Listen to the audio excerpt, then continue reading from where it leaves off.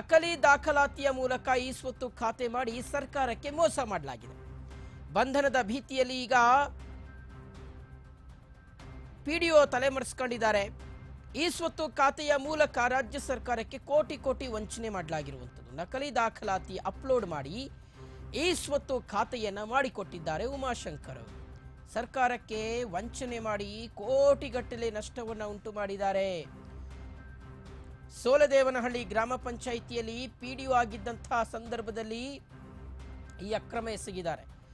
CEO ಸೂಚನೆಯಂತೆಯೇ PDO Umashankar ಅವರ ವಿರುದ್ಧ ಪ್ರಕರಣ ದಾಖಲಾಗಿದೆ. ನೆಲಮಂಗಲ ಗ್ರಾಮಾಂತರ, ದಾಬಸ್ಪೇಟೆ ಠಾಣೆಗಳಲ್ಲಿ 2 ಕ್ರಿಮಿನಲ್ ಕೇಸ್ ದಾಖಲಾಗಿದೆ. ಪ್ರಕರಣ ಸಾಬೀತಾದರೆ ಪಿಡಿಒ ಉಮಾಶಂಕರ್ಗೆ 7 ವರ್ಷಗಳ ಕಾಲ ಜೈಲು ಶಿಕ್ಷೆ ಫಿಕ್ಸ್. ಜಾಮೀನು ಪಡೆಯೋದಕ್ಕೆ ಕೋರ್ಟ್ ಮೊರೆ ಹೋಗಿರುವಂಥದ್ದು ಪಿಡಿಒ ಉಮಾಶಂಕರ್.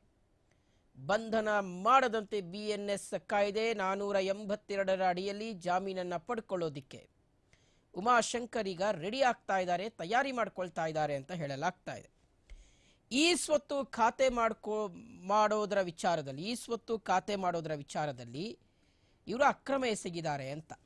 ಅಂದರೆ ನಕಲಿ ದಾಖಲೆಗಳನ್ನು ಅಪ್ಲೋಡ್ ಮಾಡಿ ಈ ಸ್ವತ್ತನ್ನು ಮಾಡಿಕೊಟ್ಟಿದ್ದಾರೆ ಒಂದಷ್ಟು ಜನರಿಗೆ ಅಕ್ರಮವಾಗಿ ಅನ್ನುವಂಥದ್ದು. ಈ ಮೂಲಕ ಸರ್ಕಾರಕ್ಕೆ ಕೋಟಿ ಕೋಟಿ ರೂಪಾಯಿ ಇವರು ವಂಚನೆ ಮಾಡಿದ್ದಾರೆ. ಅಂದರೆ ಸರ್ಕಾರದ ಜಮೀನನ್ನು, ಸರ್ಕಾರದ ಭೂಮಿಯನ್ನು ಕಬಳಿಸಿದ್ದಾರೆ ಅನ್ನುವ ಆರೋಪ.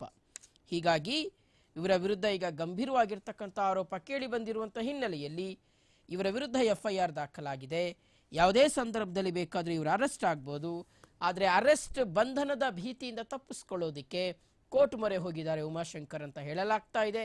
ಜಾಮೀನು ಪಡ್ಕೊಳ್ಳೋದಕ್ಕೆ ಮುಂದಾಗಿದ್ದಾರೆ ಅಂತ ಹೇಳಲಾಗ್ತಾ ಇದೆ. ಒಂದು ವೇಳೆ ಇವರನ್ನು ಅರೆಸ್ಟ್ ಮಾಡಿ ಇವರು ತಪ್ಪು ಮಾಡಿದ್ದಾರೆ ಅನ್ನೋದು ನ್ಯಾಯಾಲಯದಲ್ಲಿ ಸಾಬೀತಾದರೆ ಇವರಿಗೆ 7 ವರ್ಷಗಳ ಕಾಲ ಜೈಲು ಫಿಕ್ಸ್ ಅಂತ ಹೇಳಲಾಗ್ತಾ ಇದೆ.